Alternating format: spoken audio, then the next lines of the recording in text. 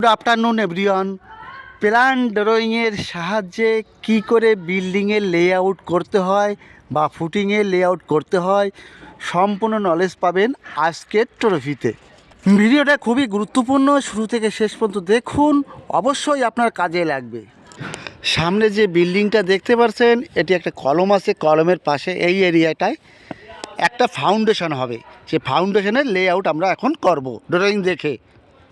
সামনে যেটা দেখতে পাচ্ছেন এটি ফাউন্ডেশনের প্ল্যান ড্রয়িং। এখানে এটি কলম আছে।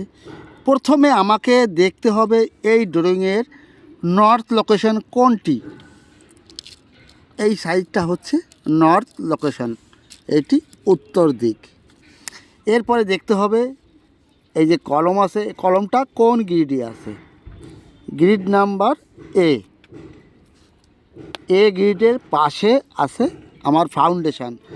ফাউন্ডেশন দেখুন, এখানে কলম ফেস থেকে কত দেখিয়েছে, কলম ফেস থেকে আছে 3 মিটার 100 mm আছে বাইরের ফেস। এবার বিল্ডিংয়ের এ গ্রেড কোথায় আছে দেখব। এই যে এ গ্রিড কোথায় আছে সেটি দেখব। চলুন, এটা নর্থ সাইড, এই সাইডটা নর্থ আছে। এটা মিলিয়ে আমি ড্রয়িংটা দেখেছি, আপনারা কিন্তু এইভাবে দেখবেন। ড্রয়িংয়ে নর্থ সাইড আর যেখানে কাজটা হবে সেই সাইডে নর্থ সাইড মিলিয়ে আপনি প্ল্যানটি দেখবেন। যে কলমটি সামনে দেখতে পাচ্ছেন এটি হলো এ গ্রিডের কলম। ড্রয়িংয়ের যে এ গ্রিডটা আছে, এই কলম আপনার, এই কলমের মাঝখান দিয়ে গ্রিডটা চলে গেছে। এর পাশেই আপনার এই ফাউন্ডেশনটা হবে। এবার এই এরিয়াটা আমি লেআউট করব। কলম ফেস থেকে আছে 3 মিটার 100, এটা আউট ফেস। এইবার কলম ফেস লম্বা লাইনে মার্কিংটা করে নেব। দেখুন সামনে যে কলমটি আছে, এই কলমের ফেস থেকে 3 মিটার 100 আগে আমি একটা রড লাগিয়ে নেব, মার্কিং করে নেব এখানে। এরপরে আগের কলমের ফেস থেকে 3 মিটার 100 একটা মার্কিং বা রড ভার্টিক্যালে রাখবো। এইবার ওই 3 মিটার 100 ওই সাইডে আর এই সাইডে একটা লম্বা লাইন দিয়ে মার্কিং করে নেব চুন দিয়ে। তাহলে আমার এ সাইডে লাইনটা আমি পেয়ে গেলাম। এ কলম থেকে 3 মিটার 100, ও কলম থেকে 3 মিটার 100 mm লম্বা একটা লাইন মার্কিং করে নেব। এইবার দরকার আমার এই লাইনটা, এ লাইনটা দরকার কলমের পেশে। আমার কি করতে হবে, এ কলম আছে, আগের কলম আছে, 3টে কলমের লাইনে একটা লাইন ধরে নিয়ে এখানকার লাইন পেয়ে যাব। তো এই লাইনটা পেয়ে গেলাম, সেম কন্ডিশন আগের লাইন ওইভাবে নিতে হবে।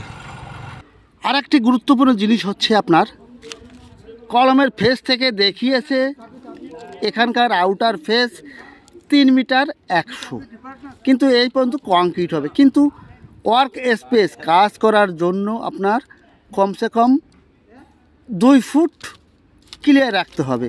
এই সাইডে 2 ফুট, এই সাইডে 2 ফুট, এই সাইডে 2 ফুট, মানে চারিপাশে আপনার 2 ফুট করে ক্লিয়ার রাখতে হবে।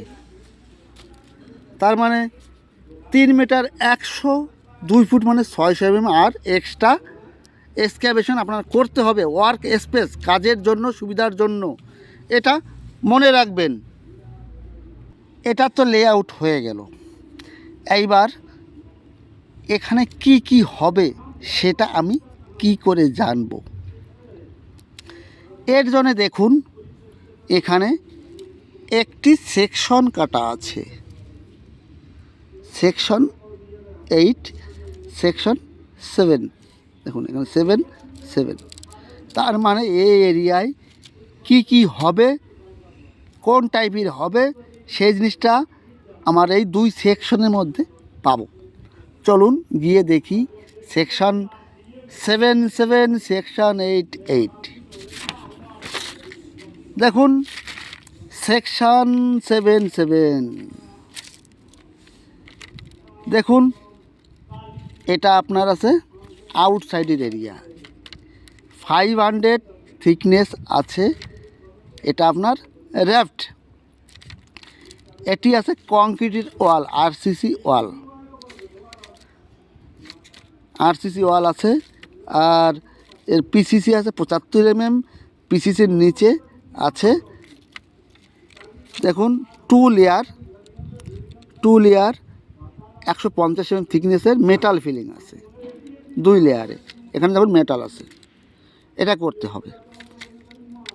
এইবার কতটা নিচে যেতে হবে সেটা দেখতে হবে। এবার এটা এখানে আছে দেখুন FGL মার্কিং, যে 0 লেভেল থেকে আমার 1500 নিচে আছে, 1500 নিচে আছে এই